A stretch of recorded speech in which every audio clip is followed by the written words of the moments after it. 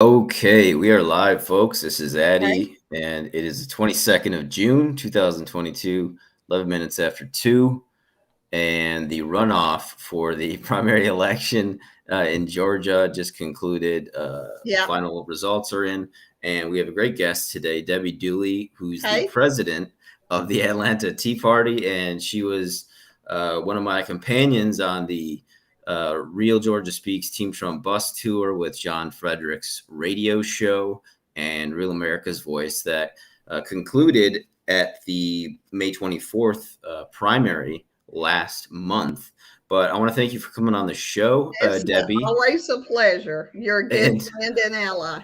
oh, thanks, Debbie. Likewise. And for those that may not be familiar with your work, can you give us a brief introduction or detailed if you want, going back to what got you to get involved in politics and how you became president of the Atlanta Tea Party and then how that's developed? Well, I've been a Republican activist since 1976. I started out when I was a senior in high school.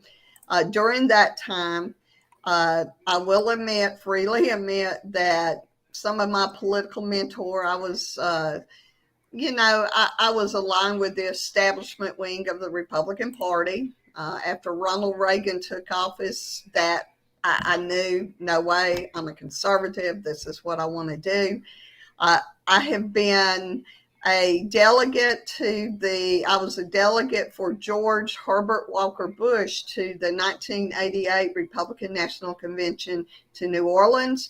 I was a delegate originally assigned to Newt Gingrich in 2012. I was an alternate delegate for Donald Trump in 2020 to the Republican National Convention. I am one of 22 national co-founders of the National Tea Party movement that started in 2009. I've been a longtime conservative activist. We had, long time active in the Georgia Republican Party.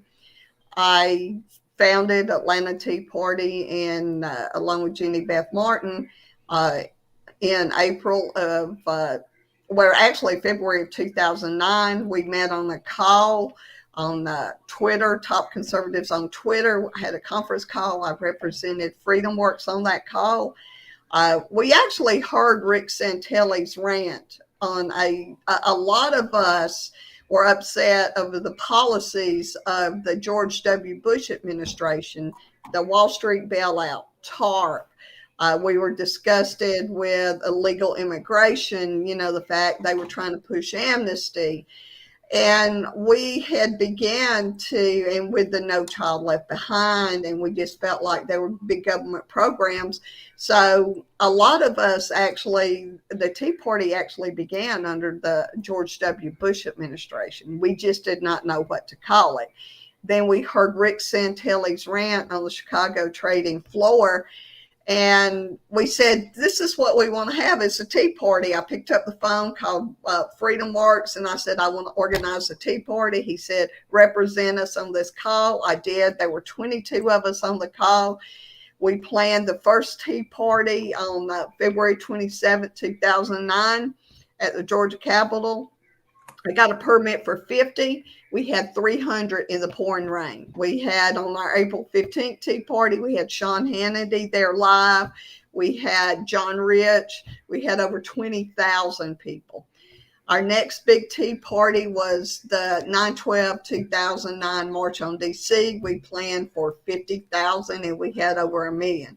It was incredible. Been active ever since.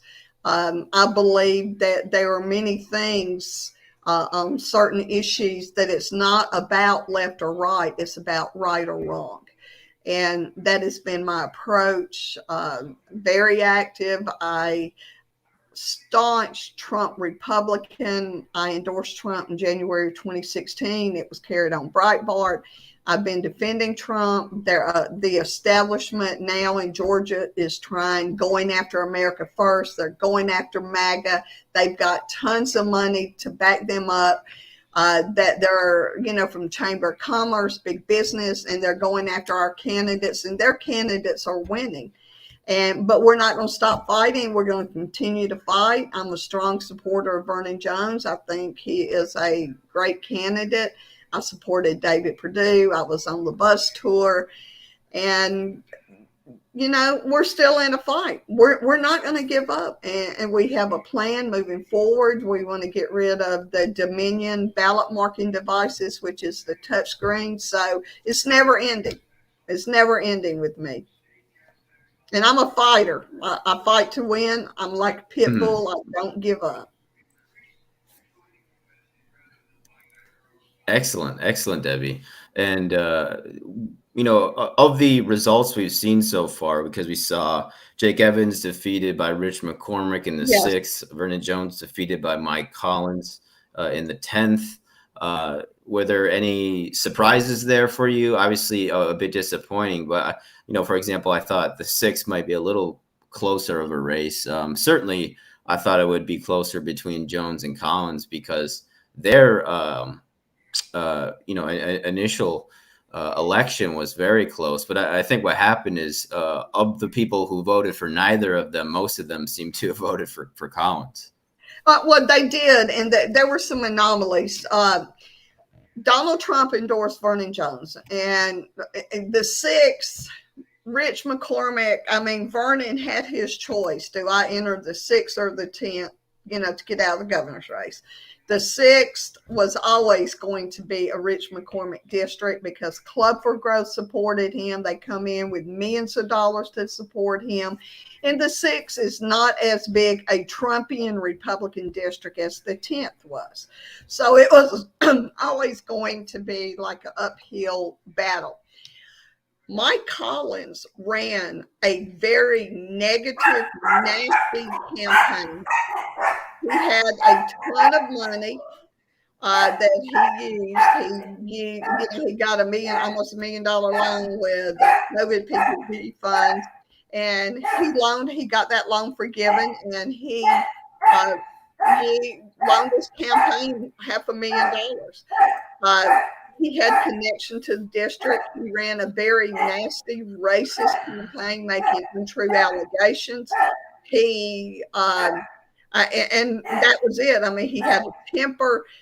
It was ridiculous, the allegations that he made that were not true, and they were racist. And he beat Vernon. One of the things that bothered me was that the last minute, his allies sent out an illegal robocall that was pretending to be from Vernon, but was actually not from Vernon. It was meant to agitate people.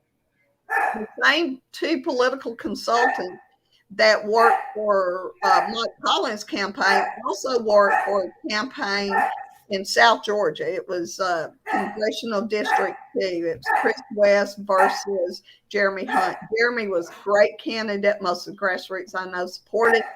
Same dirty tricks pulled on Jeremy.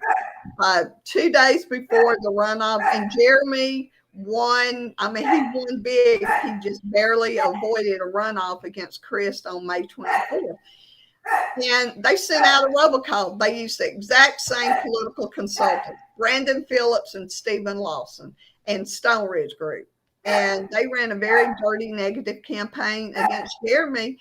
And they sent out the same kind of illegal robocalls against Jeremy that they did Vernon, and it swayed voters. That's what the intent was, to sway voters away from Jeremy. A lot of Jeremy's supporters believed that robocall, and in counties that he had originally won on May 24th, it flipped to Chris West. And it was this nasty, dirty campaigning, and it just infuriated a lot of activists that supported Jeremy, a lot of Republicans. And now, Jeremy could have won that seat, and now because of shenanigans, a lot of these folks are not going to support Jeremy. That's what happens when you run an extremely negative, nasty campaign. In 2020, Kelly Loeffler ran a dirty, nasty campaign against Doug Collins, and in the runoff, I refused to vote for her because of this. That's the risk, win at all costs. That's a risk you take. So, but Vernon's going to be fine. We're going to move forward. The establishment used money.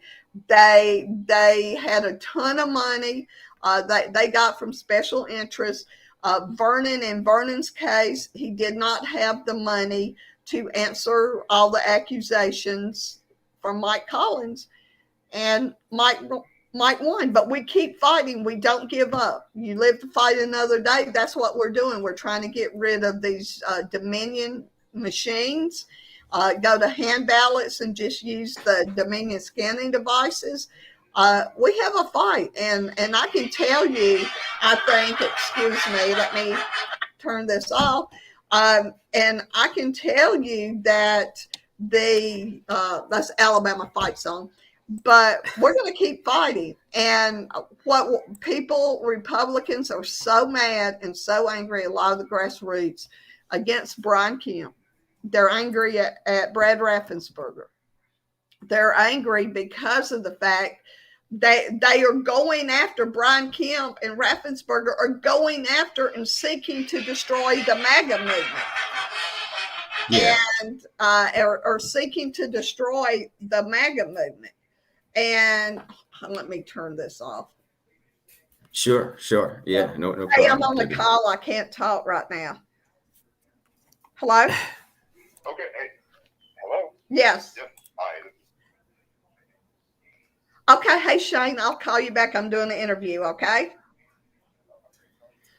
That's okay. Bye. But anyway, so they're sorry about that. But no worries. But they're doing this. They don't care. Kemp's out to destroy the MAGA movement and Trump. And what's interesting is that a lot of folks are not going to vote for Brian Kemp under any circumstances. The Libertarian Party has a full slate of candidates for statewide offices. And if they get 20% of the vote for a statewide race, that means they have the same ballot access to to be on the ballot that the Republican Party and Democrat Party have now. So if they get this ballot access, just one of their candidates, that will just upend things, because voters will have three choices in a general election, like for legislative seats. They'll have Republican, Democrat, Libertarian. Georgia is a 50% plus one state. So if one candidate does not get 50% plus one, you go to a runoff.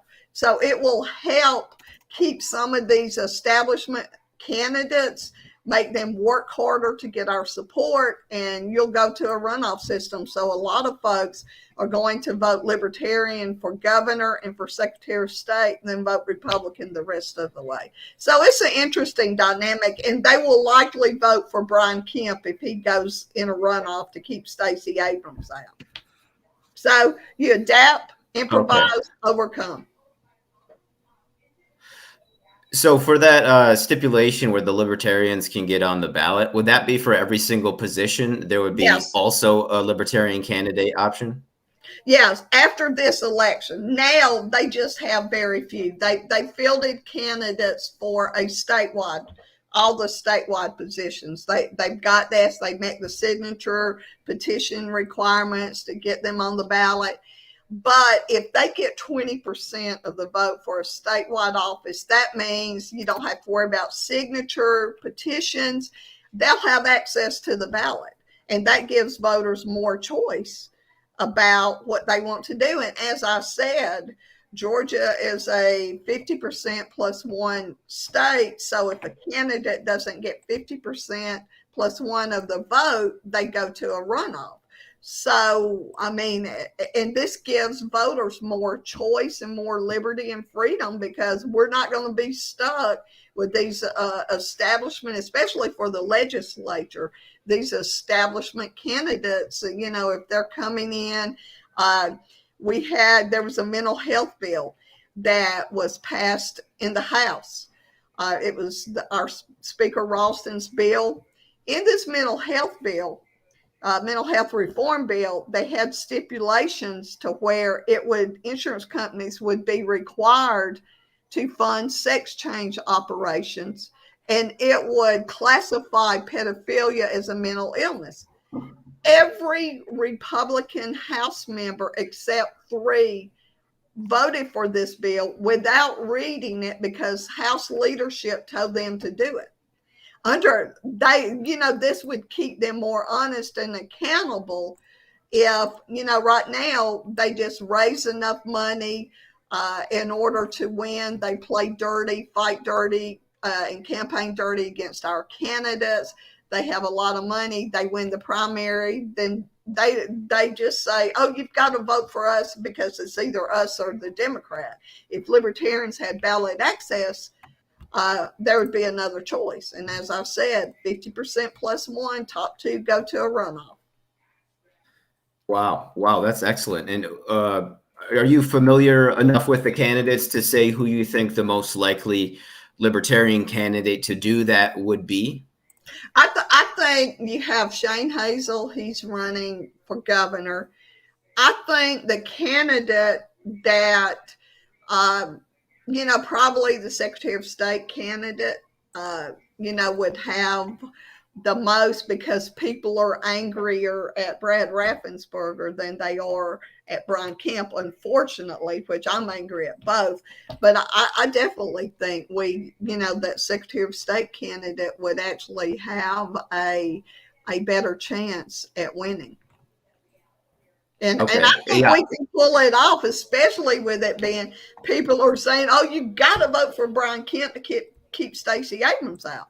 But my thing is, I'm not going to vote for someone that's out to destroy Donald Trump, that's out to destroy the MAGA movement. It's like if you're in war with somebody in a battle with 2 opposing armies, one side doesn't give the other side more authority and more weapons to hit them with, to help take them out. And that's our thing. And it would still help, in theory, prevent Stacey Abrams from being elected governor, because there would be a runoff. Right. Unless she got 50% excellent. plus 1 of the vote, and if Stacey Abrams gets 50% plus 1 of the vote, it doesn't matter how many candidates were running, she's going to win. Right. Yeah. Okay. And I mean, do you know who for sure you're going to vote for now, as far as not voting GOP? I'm presuming for Secretary of State and Governor, you said, or maybe you already mentioned that you're going to go Libertarian. Yeah, Ted Metz is Libertarian candidate. I'm voting for him for Secretary of State. And what's interesting with Ted, he's tied in with Voter GA, who is Garland Favorito's group that's been out pushing to end the Dominion machines. That's one of Ted's big platforms, is to get rid of the Dominion voting machines and audit the vote, audit the ballot. That is actually his big thing that he wants to do. And then Shane Hazel is running Libertarian. He is running for the governor. That was actually him that just called me. He had sent me a message wanting to chat briefly. I've never met him or talked to him, so that's who kept calling me. So we've got to be strategic. We got to keep fighting, and we can't match the establishment with money. So we've got to think outside the box. Yeah, that's a great way to put it, Debbie. And I mean, what do you think the chances are that Abrams, wins the election? Do you think it's going to be decided by whether or not people vote for Kemp? No, because let's say Democrat vote. They're all voting for Stacey Abrams. And let's say the conservative Republican vote is divided between the Libertarian candidate and Brian Kemp. Let's say that vote's divided. Well, if Stacey Abrams is going to get 50% plus 1 of the vote, it doesn't matter how many candidates that, or, how much the vote is being split on the Republican side. If she gets 50% plus one, that means the Republican side, she's getting, like 49%, something like that, like 49% 0.9. So it doesn't matter if they do it.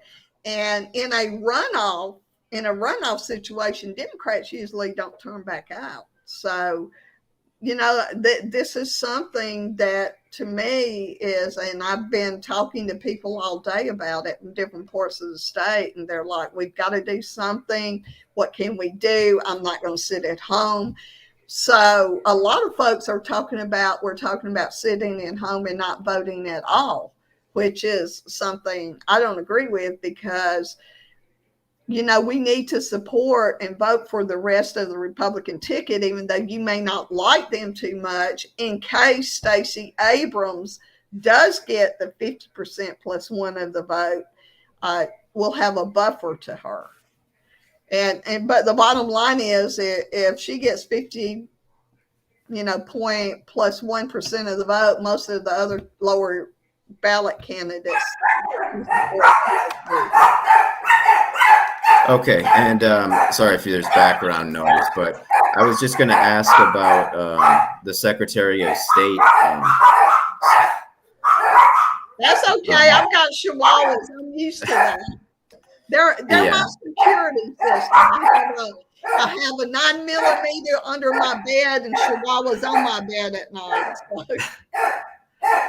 I love it, Debbie. I was just going to mention, voter GA. You mentioned Garland Favorito. Yeah. He's actually challenging the Secretary of State outcome, which to me was by far the most surprising. The fact that Raffensperger won. What are your thoughts on that? I think he's actually doing a live stream tomorrow on Rumble. But Garland, Ted Metz, the Libertarian Secretary of State candidate, is very close to Garland Favorito. In fact, Ted usually, he's come to my Garland's protest. This has got to be Democrat. No, he's come to and Garland's events. And I just think, I know for a fact that there was a concerted effort of Democrats to cross over on the May 24th primary and vote against the Trump endorsed candidates.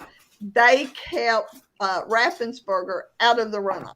I know probably anywhere from 50 to 100,000 Democrats crossed over and voted. It was a concerted effort. There was an article that ran that Adam Kinzinger, the Never Trumper congressman from Illinois, actually admitted to sending out postcards encouraging Democrats to cross over and vote.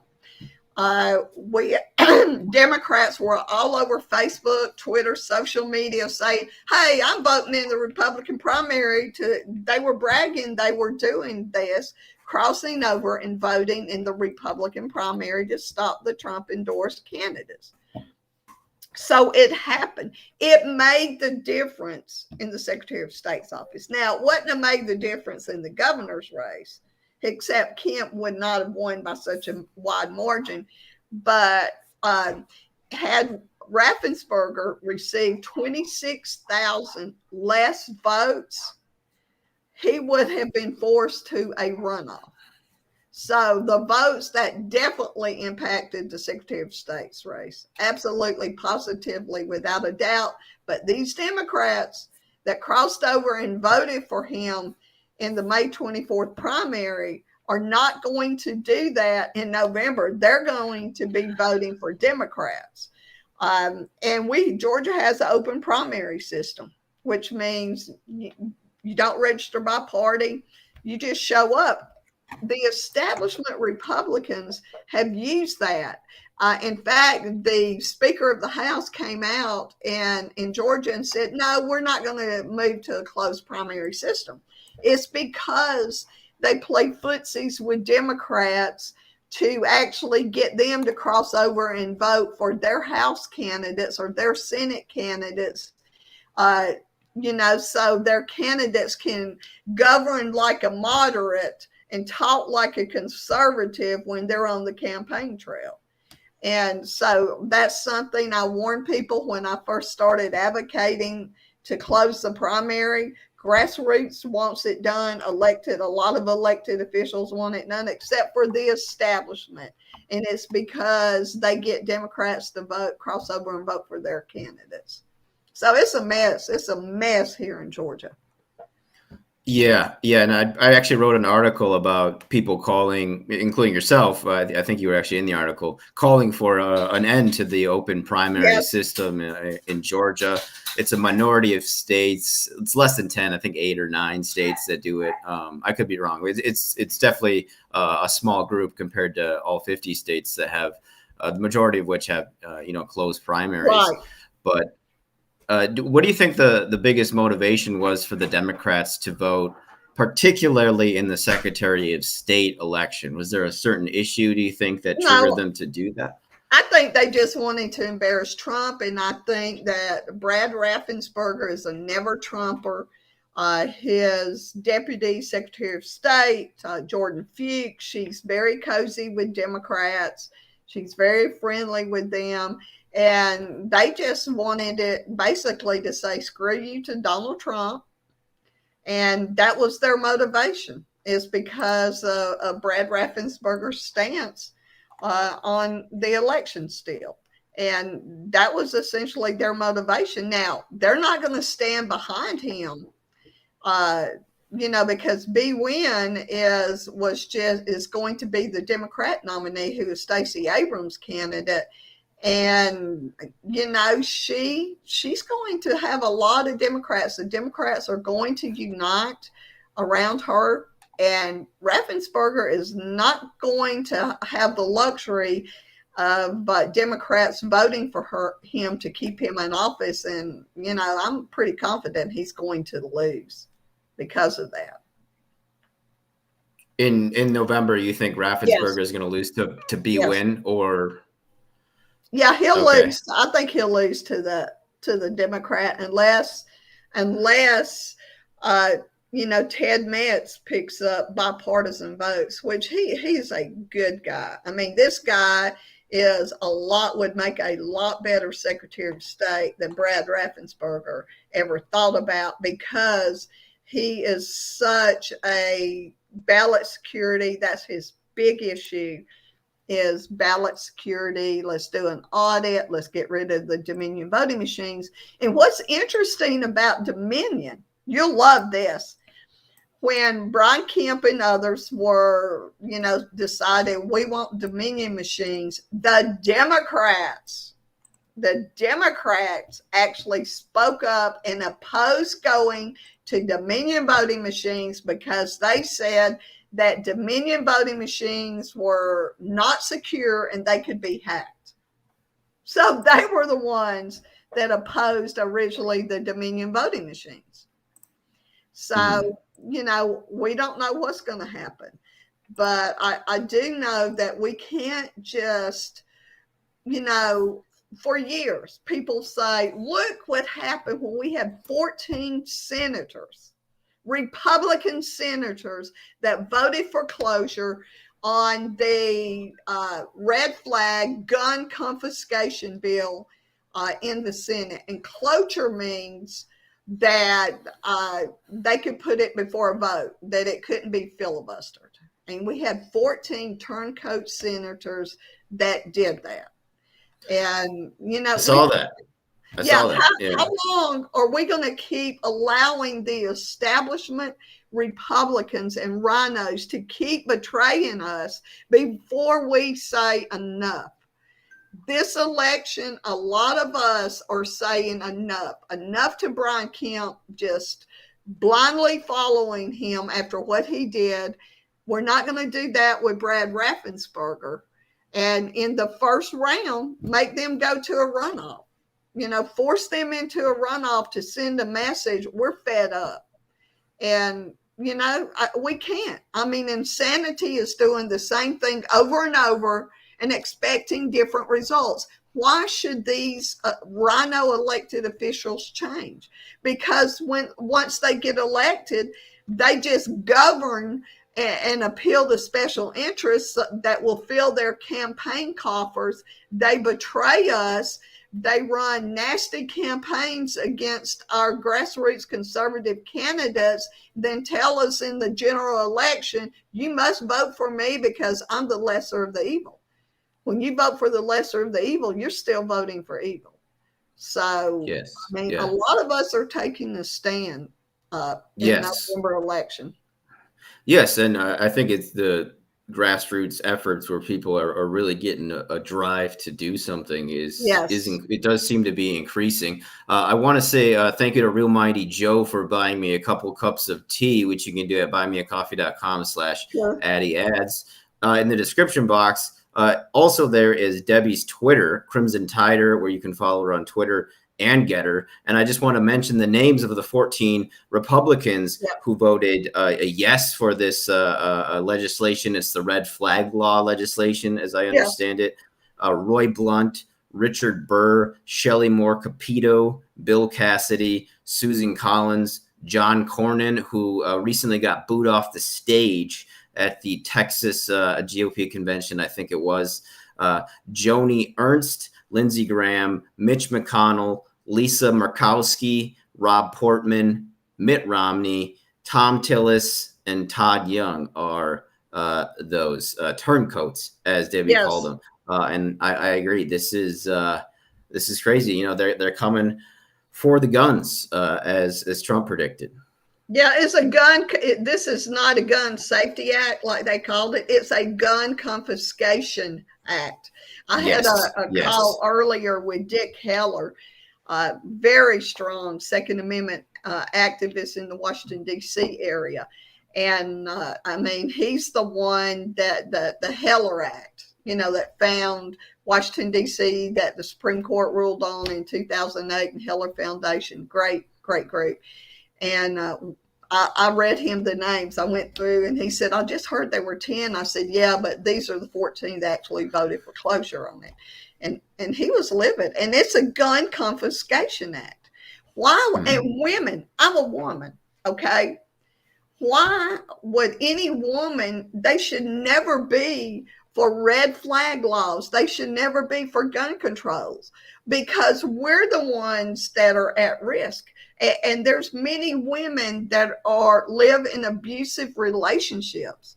And some of them, when they make the strategic decision to leave their abusive partner, you know, that's hard for them. And if they get threatened, you know, well, you know, go buy a gun, and many of them are under psychiatric care for the abusive situation. Well, they could be denied guns to defend themselves against their abusive partner. And it's really, I mean, it's ridiculous that women support gun, you know, some women support gun control measures. My dad always taught me, and I used to have a t-shirt, and I wore it so much I had to throw it away, and it said, my dad got me, and it said, gun control is being able to hit your target. Well, that's the kind of gun control I can support. And it's just like, I get tired of the knee-jerk reactions from the rhino Republicans like Mitch McConnell and those 14 senators whose names you just read, when there's a tragedy that goes on, like that shooting at the school. It was horrible. But blame it on the gunman. There are a lot of reasons to blame it on. Go back to the Supreme Court decision that took God out of the classroom years ago. Go back to that you're teaching children they descended from apes in school. Go back to the fact that it is just, I mean, you are allowing killings, babies up into the point of birth. That desensitizes young people to actually taking a life. And it's ridiculous. Blame this. Look at the other mass shootings where you had warning signs. Like, you know, that law enforcement, these people, caught the attention of law enforcement, and they fell through the cracks and did nothing about it. You don't blame the guns. If you have an accident, if someone gets drunk, gets into an accident, hits a car and kills somebody, you don't blame the car for causing it and start confiscating the car or the automobile or vehicle. You blame the person. That's what needs to happen. You blame the shooter. You don't blame, the weapon that they use, just like you don't blame the car when somebody drives drunk, gets in an accident and kills somebody. Of course. And I wanted to ask, just revisit the Vernon Jones, Mike Collins situation. Lots of allegations of sexual misconduct directed at both of them. Do you think there was any a merit to either of those allegations with regards to Collins proposing to a woman at I think it was a massage parlor, and then Vernon Jones allegations against him? I think. Well, Vernon Jones allegations were vetted by Trump, and I mean, before he endorsed him, he vetted. Those allegations are ridiculous from almost 20 years ago. It was investigated, was never charged. He was never found guilty of racial discrimination. Now, the massage parlor is interesting because I had heard from folks in Henry County, which is where McDonough is, a few months ago. They were telling me that, that there was an incident where Mike was kicked out of the massage parlor for requesting a happy ending. Well, I'm not that naive, but I didn't really realize what a happy ending was, but until I found out later. And then I was contacted by a reporter that was running the story. He actually had the video of the massage therapist talking about what happened, and it's credible. Basically, he kind of was soliciting a sex act from her, and he exposed himself to her. The reporter had interviewed multiple folks that had heard it and a legislator. So I sent out an email about it, calling him out because I found it extremely hypocritical with Mike Collins was handing out rape whistles with Vernon's name on it at campaign events. So I found it extremely hypocritical and sent out an email. The legislator that was mentioned in the story picked up the phone, called me, and he said, it's a GOP legislature, and I'm not going to mention his name because I promised I would protect their identity, said it's 100% true. It happened, and that the woman has valid reasons for not coming forth now, but she likely would in a few months. Extremely, and I talked to someone from another news outlet at Vernon's event yesterday, and he had heard about it. He said it's 100% true. So this is like a ticking time bomb with him. Another thing is, you did a story, which is his PPP loan, which is the COVID PPP loan. And he, like I think it was in April of 2020, his company received a $920,000 COVID PPP loan. And he kept it for his trucking company. I've talked to truck drivers that were actually working during that time and said that it wasn't used for them, that, their insurance premiums were raised, that, they bought new vehicles for the family and different things like that. I looked at the timeline, and Jody Heiss announced that I'm not going to seek re-election for Congress. And Mike had ran against him in 2014, made that announcement. Within a week, Mike Collins filled out the paperwork asking for forgiveness of the loan. Like, I don't have the resources. It will hurt my payroll, my employees, if I have to pay it back. Filled out the paperwork. 3 weeks later, maybe 3.5 weeks later, he got forgiveness for the loan, okay, which means he did not have to pay it back. Probably 2.5 weeks later, he loans his campaign $400,000. Well, if he had, and so I put everything together. I filed an official SBA complaint over that. Now, their backlog is 1 to 2 years, so maybe we'll find out what happened, but it does definitely warrant an investigation of him doing that. And on his FEC reports, which I did file FEC complaint, it had employees of his company listed, family members, and on some of his reports, he put, where it had employer, they work for the company, and yet he put, ask for more information. Okay, well, if your daughter or son or brother, they work for you, why do you need more information?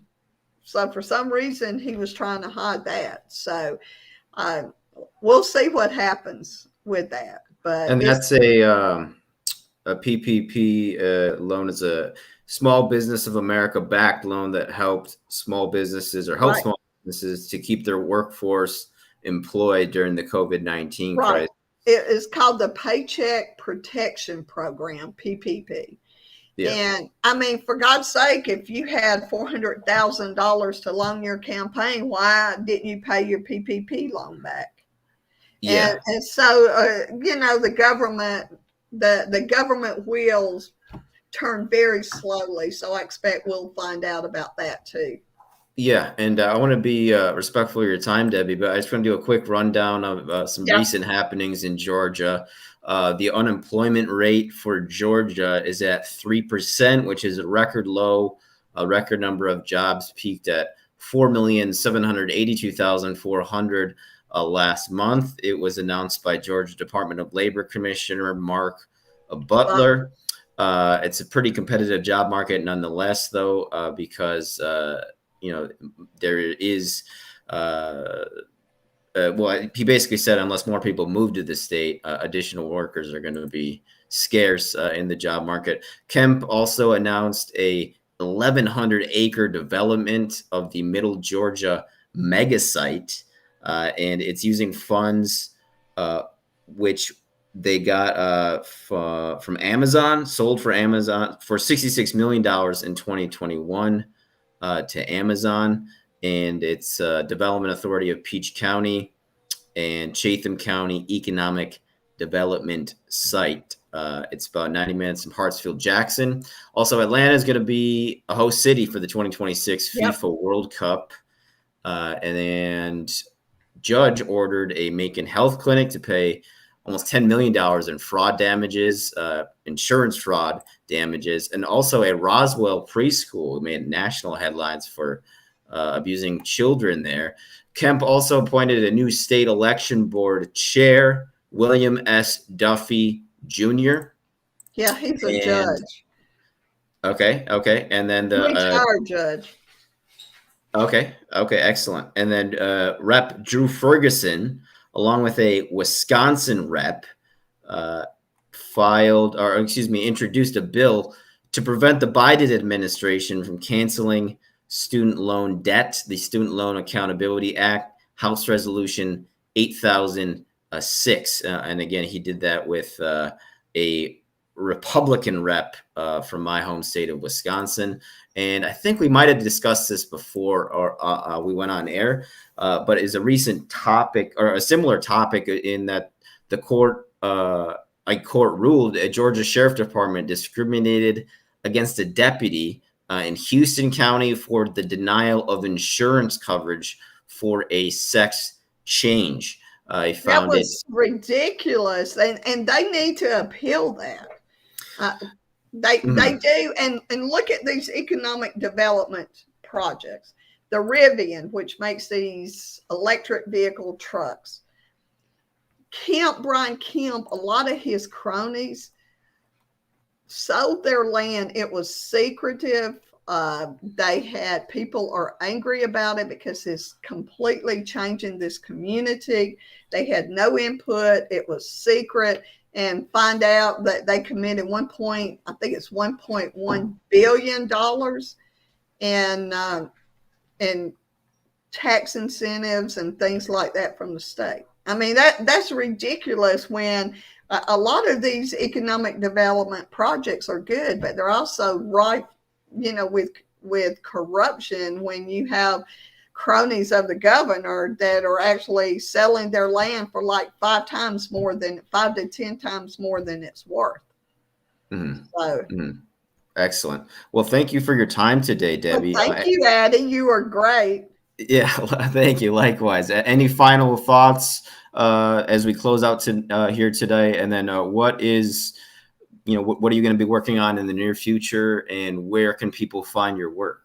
Well, actually, you keep fighting. You lose a battle, you keep moving forward, and you keep fighting. You adapt, improvise, overcome. Never stay still. You keep moving forward. We're going to be, working on that, the project with on the November elections. We're going after the Dominion voting machines. We want to do away with the touch screen and just have paper ballots and run through the scanner. We've got a lot of things going on in Georgia. You can reach me at Crimson Tider. Yes, I'm an Alabama fan. At Crimson Tider. On both Twitter and Getter. You want to email me, Debbie, Debbie, at mainstreetpatriots.us. And thank Awesome. you. Thank you, Debbie. We'll talk again soon. Thanks for joining us, everybody.